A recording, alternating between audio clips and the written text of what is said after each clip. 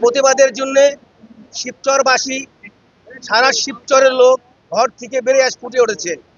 সবাই আজ একটাই দাবি, তাদের নেতা, তাদের প্রিয় নেতা জনাব কামারুজ্জামান মোল্লাকে যে নমিনেশন দিয়েছেন বিএনপি থেকে, তার এই ত্যাগ, প্রতীক্ষা, আন্দোলনের যে কষ্টের ফসল, তার যে 17 বছর রাজপথ আন্দোলন সংগ্রাম করেছে, তার বিনিময়ে তাকে যে নমিনেশন দিয়ে শিবচরবাসীকে ধন্য করেছে, আমার যে কাজের মূল্যায়ন করেছে, সেই মূল্যায়নে শিবচরবাসী আনন্দিত হয়েছিল। কিন্তু কিছু সংখ্যক আওয়ামী লীগের সাথে মিলিত দুষ্কৃতকারী রাস্তায় কিছু টায়ার জ্বালে মাত্র 50টি ছেলে, এখানে পুলিশ ওই দিন নিষ্ক্রিয় ছিল।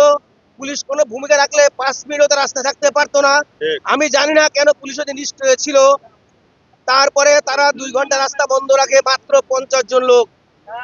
নানাবিধ চিন্তা করে আমাদের প্রিয় নেতা এবং আমাদের দলের নীতি নির্ধারক চিন্তা করলো এই মুহূর্তে বাংলাদেশকে ঠান্ডা রাখার জন্য হয়তো নমিনেশনটা আপাতত স্থগিত রাখি। সেই বিধায় তারা আমার স্থগিত করেছে। আমার নমিনেশন ইনশাল্লাহ নমিনেশন দিয়েছে, নমিনেশন এখনো আছে, তারা নমিনেশন স্থগিত করেছে।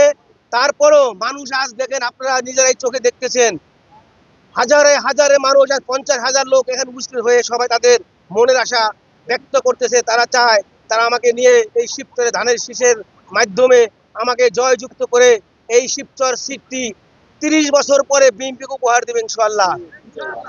আপনারা জানেন, আমি ওয়াদা করে বলতে পারি এই শিবচরের নমিনেশন আমাকেই দিবে এবং ইনশাআল্লাহ আমি এই নমিনেশন নিয়ে শিবচরকে ধানের শীষের প্রতীক নিয়ে জয়যুক্ত হয়ে তারেক রহমানকে শক্তিশালী করবে তার হাতকে এবং বাংলাদেশকে এই শিবচরে একটি সিট উপহার দেবো ইনশাআল্লাহ।